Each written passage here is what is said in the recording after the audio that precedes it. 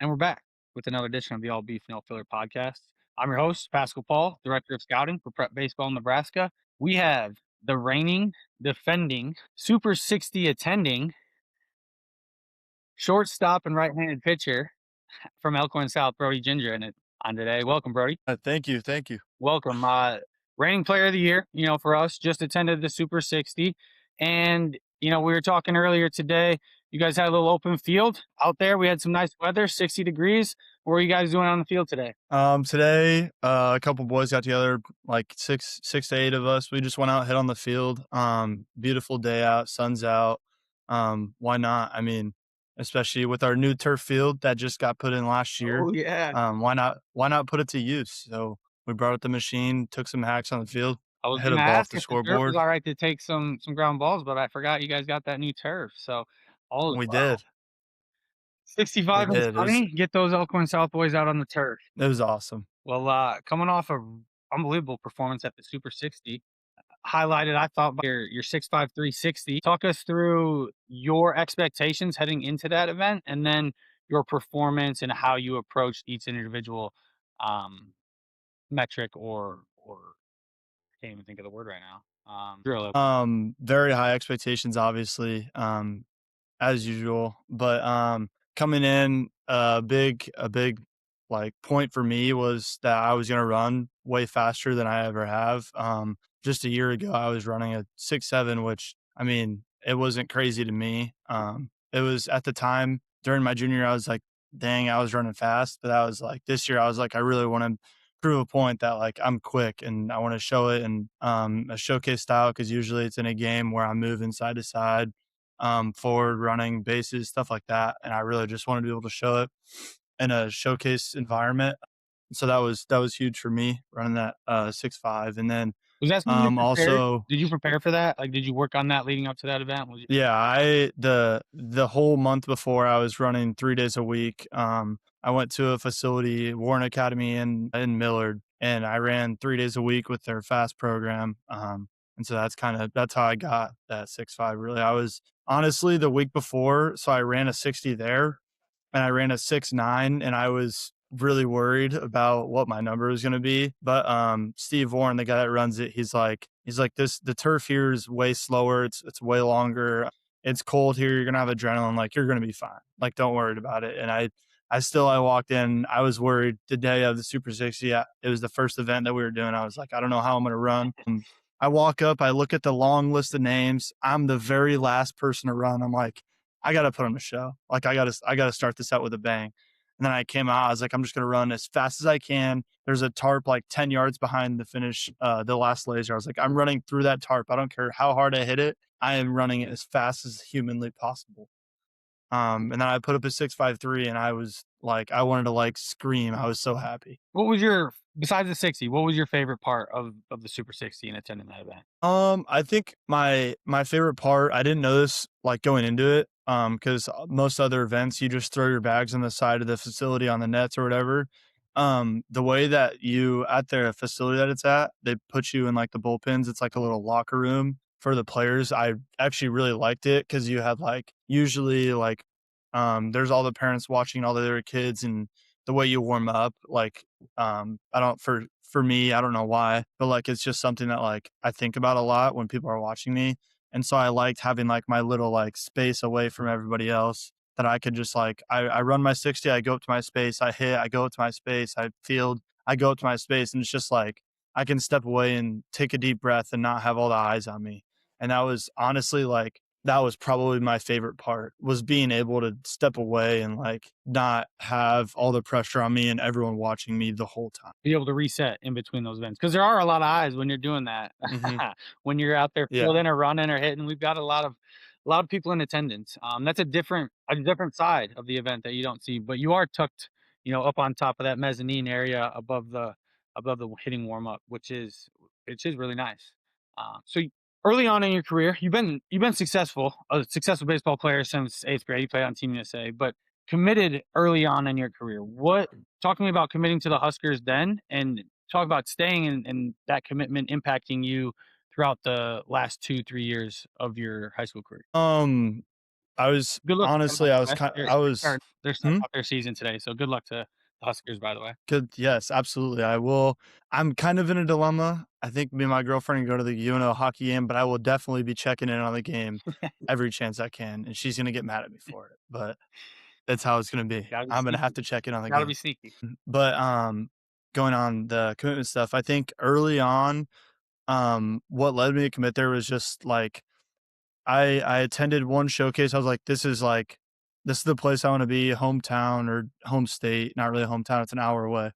But home state, just like being able to even just like the football games and attending those and seeing the way that like they handle themselves and then the student section, stuff like that. Like the environment is like spectacular, especially at Haymarket. It's one of the biggest stadiums and it's one of the biggest venues in the Big Ten. Like there's no place like it. Like you go play there, the ball flies, the city's amazing. For me being so close, my parents can be at every game.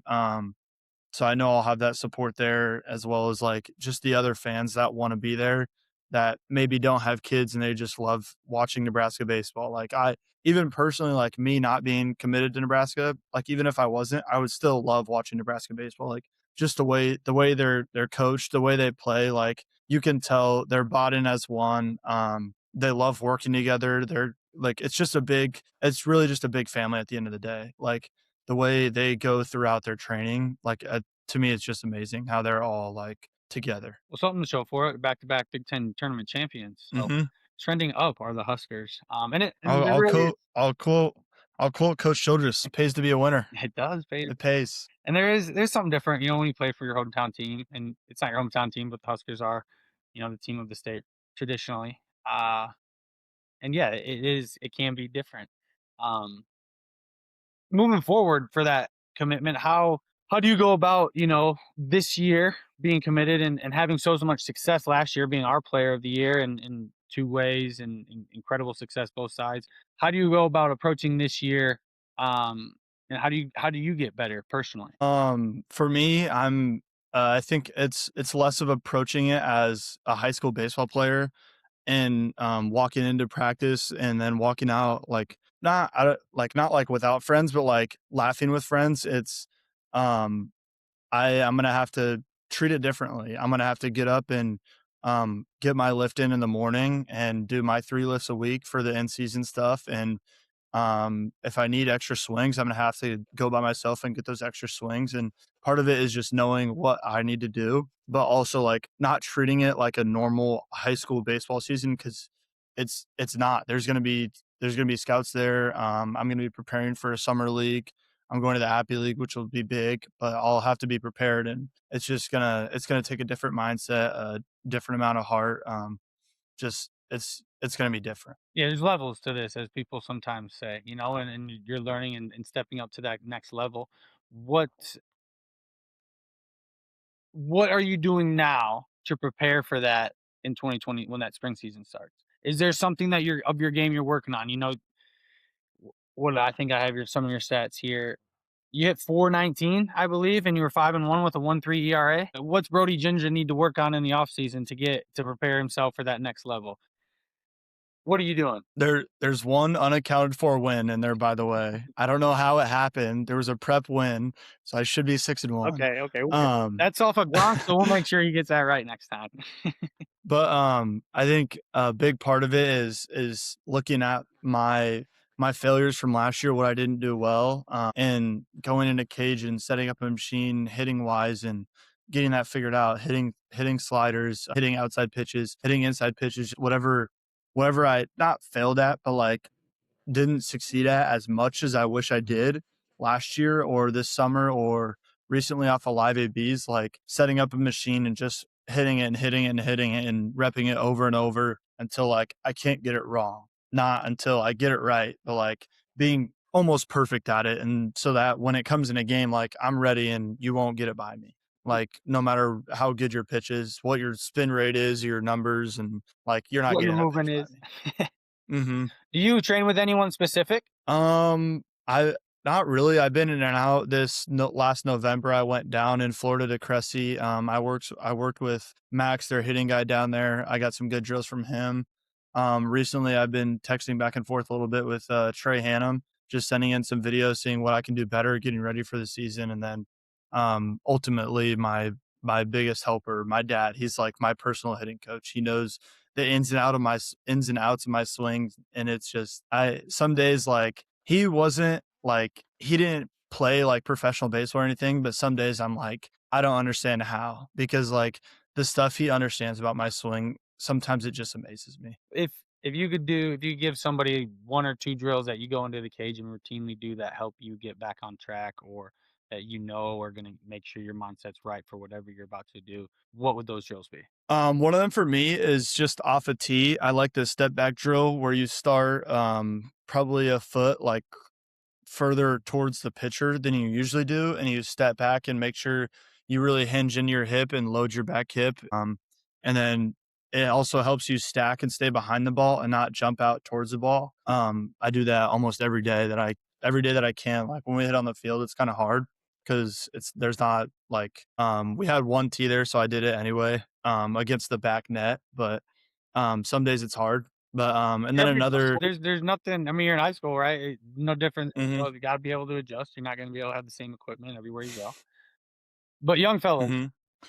if you wanna hit like Brody Jindra, And then I think I think another thing, it's less of a drill and more of just like feeling out your swing. But like I think a lot of people, even today, I saw a kid on my team, like he shows up and he just jumps in the machine and he's trying to hit the ball as hard as he can, pull a ball over the fence. And like I think but a big thing for me is feeling out my swing and like even like my first couple rounds after I do warm up on like tee and front toss, like I'm swinging like 50% and trying to hit the ball the other way and just making sure my barrel's on plane and I'm staying through the zone. I think a lot of kids just jump in and they just like, let me just hit the ball as hard as I can. And that's not like ultimately it's not what baseball's about. I think baseball's changed now with all the showcases and stuff. So kids are like, I need to get this exit velo higher, and then they go in a game and they can't hit very well, but they can swing really hard and it looks really cool. But being able to actually like hit a ball where you want it, I think that's practicing that and turning that into a drill will is huge for a lot of kids, and they should be doing. yeah, you go watch MLB BP, pregame BP, and it's not, Mm-hmm. it's very low effort. They'll maybe take a round or 2 where they're juicing up some balls, but it's very low effort. They're very much so trying to feel out their swing.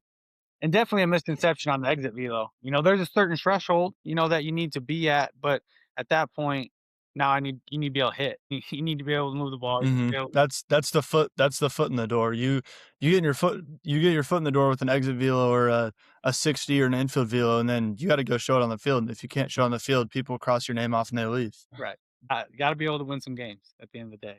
So, we talked a little bit about your baseball routine, but, work ethic and getting to that next level is more than that, obviously, just in the cage or on the mound.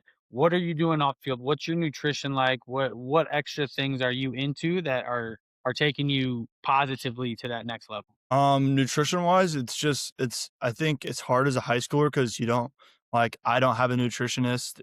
And especially in Nebraska, it's hard. Like down south, you can really get anything you need or want for just a price. But like I don't I don't have a nutritionist, but so it's just like trying to get the protein that I needed. And like I just recently bought creatine from Shields because I needed more. And I absolutely love it. I drink it like almost just to flavor my water. I talk with my mom and I'm like, it's halfway gone and I've had it for 2, maybe 3 weeks.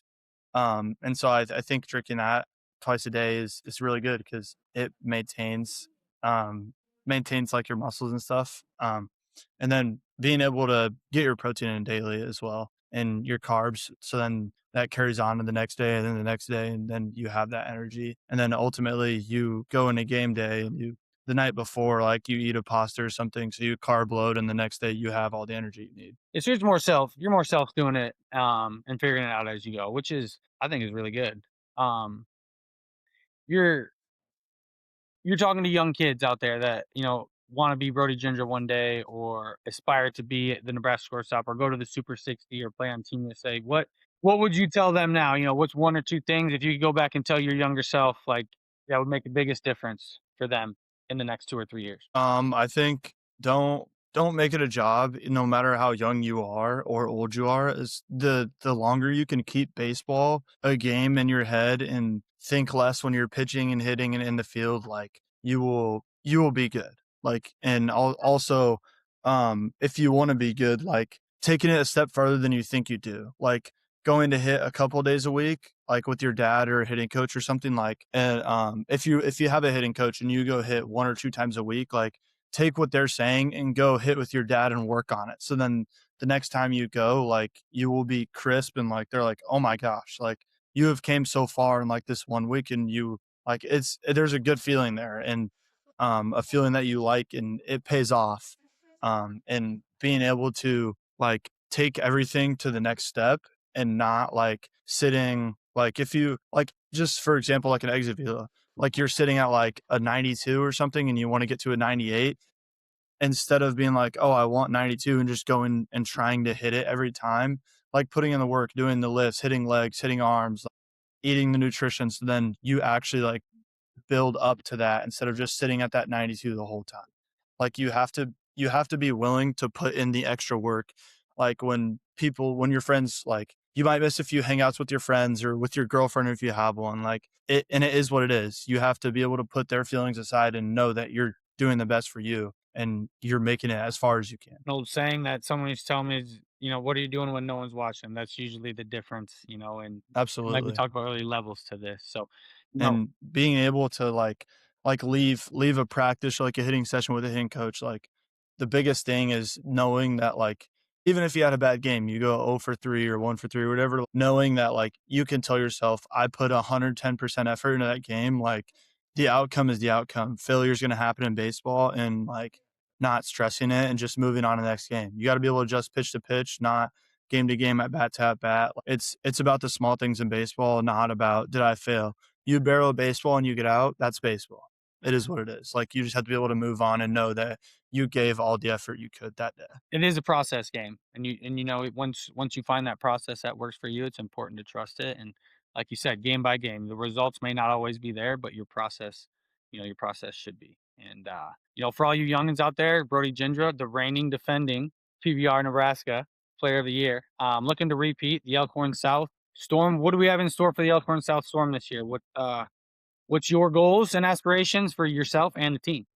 My goal is to go back to back in everything that I won, and if possible, win more. I think last year, if I remember correctly, I wasn't able to make it to the All State pictures, which I was kind of bummed about because I think I was at my brother's wedding.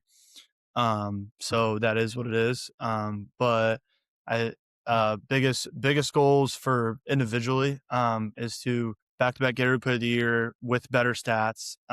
With back to back Prep Baseball Player of the Year with better stats. Like I think team wise, obviously every year win a state championship. We'll be really young, so I think it'll be super important this year that everyone's bought in. But I think we lost Cal, we lost Owen, we lost Devin, we lost a few good pitchers, but I think we'll be able to replace it. The experience will come. We don't have a lot of experience, but we have a massive amount of potential this year to be able to be good and be one of the best. For all you college coaches out there, don't sleep on Marcus Cora. He's a young two-way Don't. stud, and he should be right behind Brody Jindra as the next or one of the next great players to come out of Elkhorn South. Brody, we appreciate Definitely. you coming on the podcast again. Everyone listening, thanks for joining us on another edition of the Alt Beef No Filler podcast. We'll be around next week. Make sure you tune in.